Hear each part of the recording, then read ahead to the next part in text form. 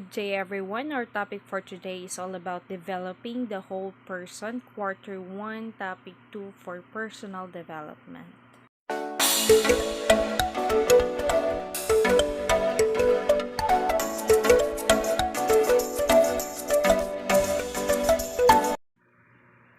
Lessons for this topic. Lesson 1, your own thoughts, feelings, and actions. For Lesson 2, connections between thoughts, feelings, and behavior in actual life situations. Objectives. After going through this module, you are expected to Number 1, evaluate her own thoughts, feelings, and behaviors. For number 2, show the connections between thoughts, feelings, and behaviors in actual life situations.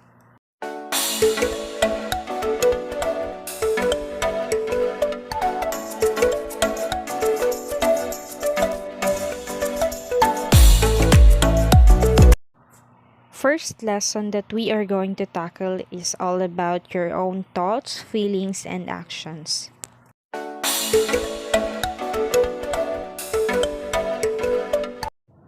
There are 8 aspects to assess your development. First is the physical self. Physical self involves the perception and evaluation of one's physical ability and appearance. Physical self talks about describing yourself, include description of your height, weight, facial appearance, and quality of skin, hair, and description of body areas such as your neck, chest, waist, and legs. The importance of physical self has been defined as an individual perceptions of himself or herself in the physical domain. Has been given a high priority in the study of self, as the physical self represents the public face of the individual. The second aspect is intellectual self. Intellectual self includes an assessment of how well you reason and solve problems, your capacity to learn and create, your general amount of knowledge, your specific areas of knowledge, wisdom you have acquired, and insights you have. Why is intellectual self important? It is important to gain and maintain intellectual wellness because it expands knowledge and skills in order to live a stimulating and successful life. In order to improve intellectual wellness, it is important to value creativity, curiosity, and lifelong learning.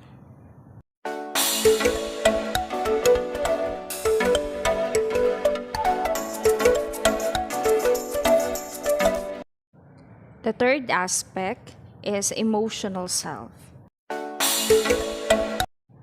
Emotional self typically feelings you have, feelings you seldom have, feelings you try to avoid, feelings you specially enjoy, feelings from your past and present, and feelings which are associated with each other.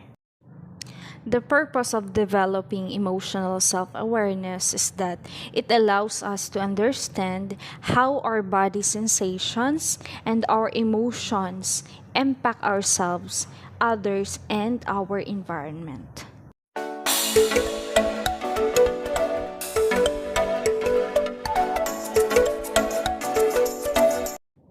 The fourth aspect is sensual self.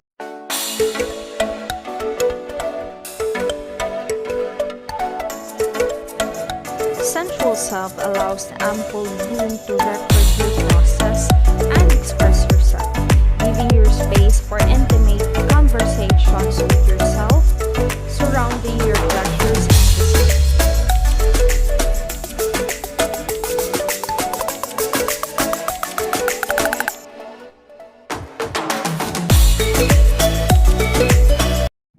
The fifth aspect is interactional self.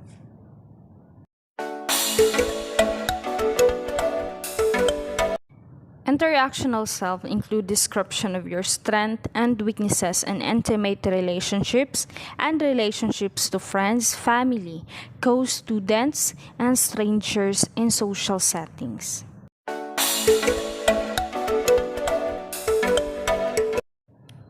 Number 6 is nutritional self.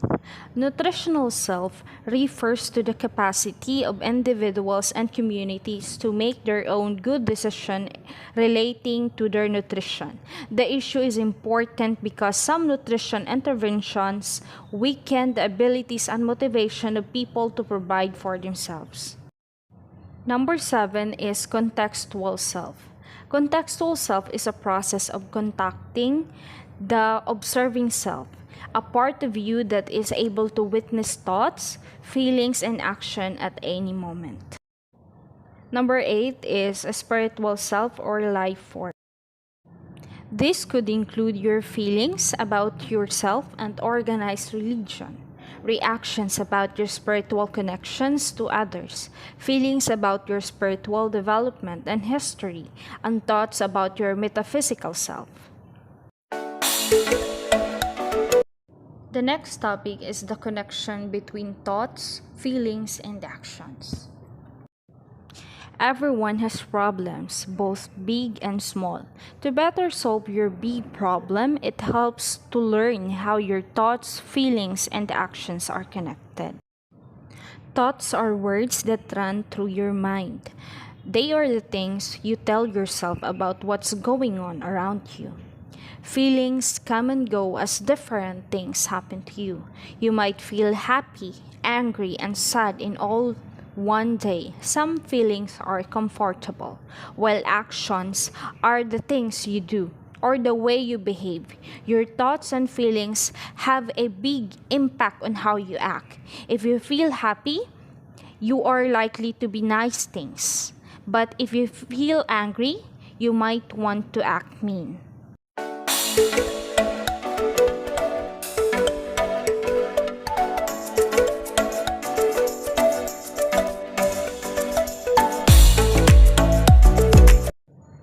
We are now on lesson 2, which is the connections between thoughts, feelings, and behaviors in actual life situations. Identifying automatic thought and coping thought. The situation is that the student did not study in the exam. The automatic thoughts of the girl is that I'm going to fail. Whereas the coping thoughts of the girl, I probably won't get an A, but maybe I'll do okay.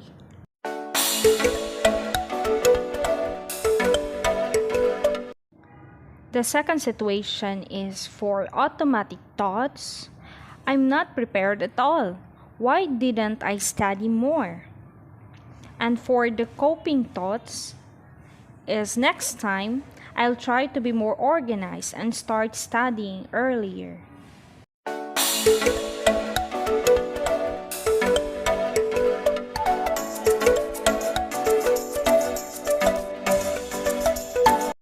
The third situation for automatic thoughts is that my average grade is going to go way down. Whereas the coping thoughts is that I have to work hard, really hard to get my grades back up, but I can do it.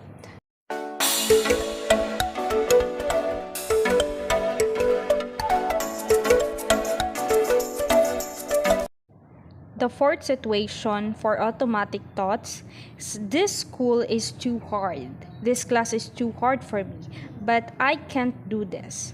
While the coping thought is that I'm at a demanding school, expectations are high, but I know I'm getting an amazing education. As you may have guessed, automatic thoughts are the kind of negative self-talks that appear immediately without us even being aware of forming a thoughts in response to a certain stimulus. They are often irrational and negative for our mental well-being. Each person's automatic thoughts may be different from the next person's. They're usually related to our life experiences, plus our fears, or the messages we've internalized for years. They can be about ourselves and others. Coping thoughts deal and attempt to overcome problems and difficulties.